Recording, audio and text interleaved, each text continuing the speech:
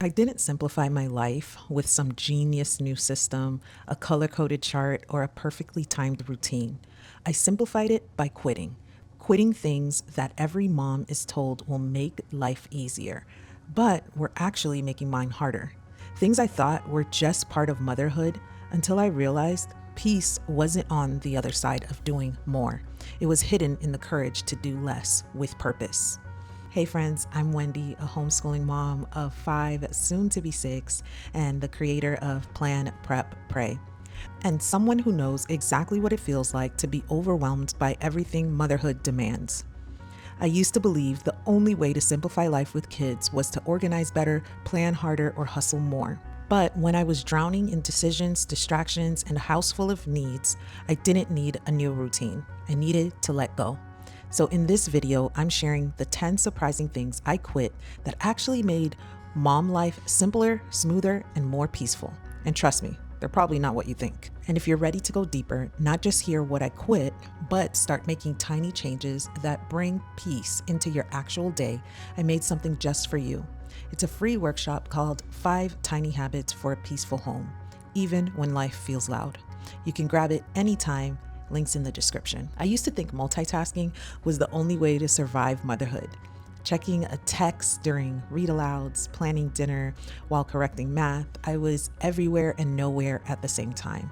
Instead of getting more done, I felt scattered, stressed, and snappy. Here's the truth. Multitasking isn't productivity, it's fragmentation. It steals your focus, your presence, and your peace. So I quit. Now I give my full attention to one thing at a time, one child, one task, one moment. It's not about doing less, it's about doing what matters fully. And once I stopped trying to be everywhere at once, I realized something else was making our days harder than they needed to be. For years, I was obsessed with planning, color coding, perfect timed, Pinterest worthy planning.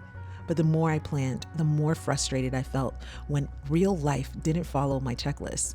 I finally realized a planner without prayer is just pressure. Now, before I write anything down, I pause. I ask the Lord, what matters most today? That one shift, inviting Him into my plans, turned everything around. And from there, I noticed another habit that was quietly overwhelming our days. I thought I was being efficient, mopping during spelling tests, folding laundry between math lessons. I figured if I wasn't needed, I should take advantage of that time and get some cleaning done. But the truth, it was chaos. The kids were distracted, I was not fully present for the teaching, and no one felt fully supported because I was split in too many directions.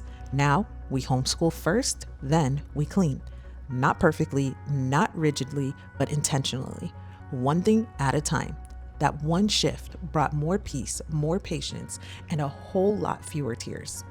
But even with a calmer rhythm between homeschooling and housework, I was still constantly frustrated by one thing that seemed to hijack my day.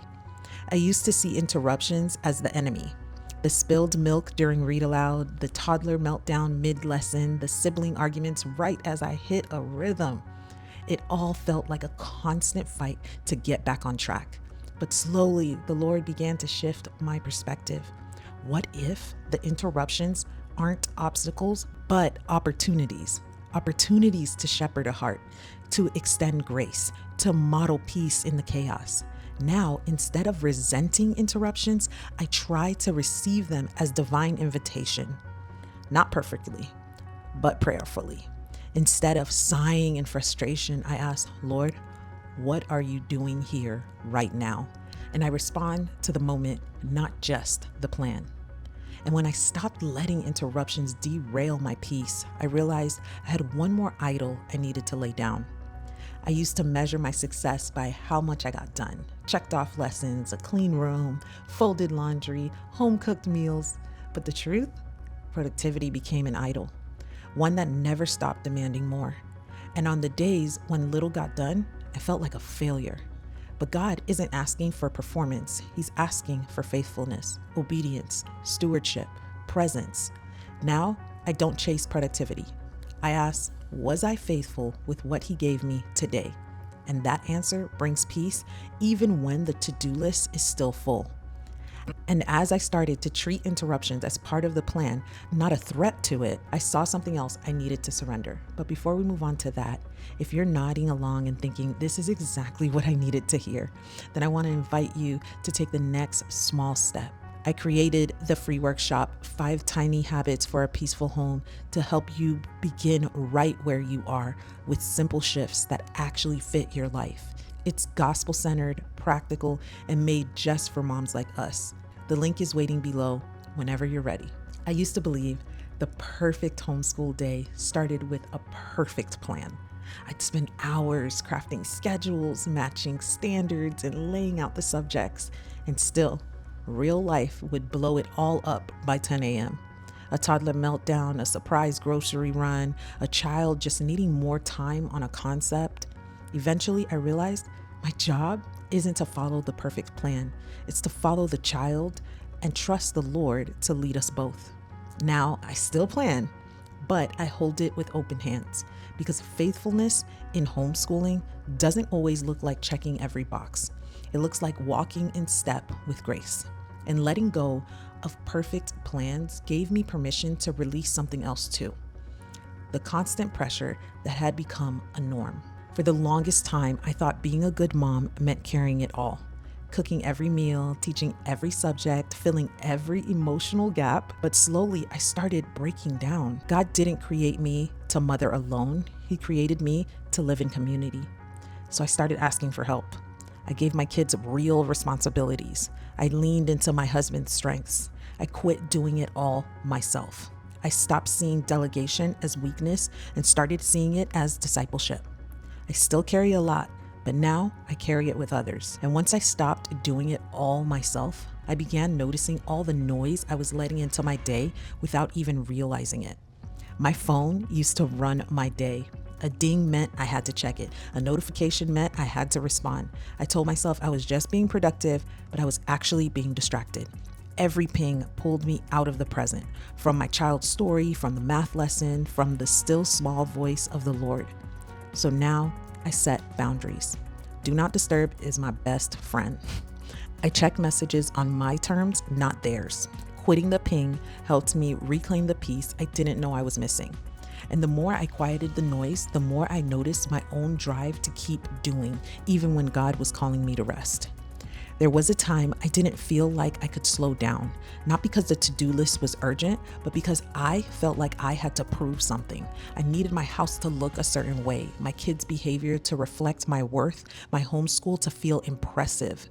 But when the Lord peeled that back, I saw it for what it was: performance driven by pride, fueled by fear. Now I ask, am I doing this out of obedience or out of pressure? Am I stewarding or performing? Letting go of performance mode didn't make me lazy, it made me free. And from that freedom came clarity. Clarity to stop doing things just because they sounded good. I used to chase every new idea, a new routine, a new curriculum, a new chore chart. Each one promised to fix the chaos. But constantly switching gears just created more noise. No one could get into a rhythm, especially not me. Eventually, I realized consistency over novelty, faithfulness over flash.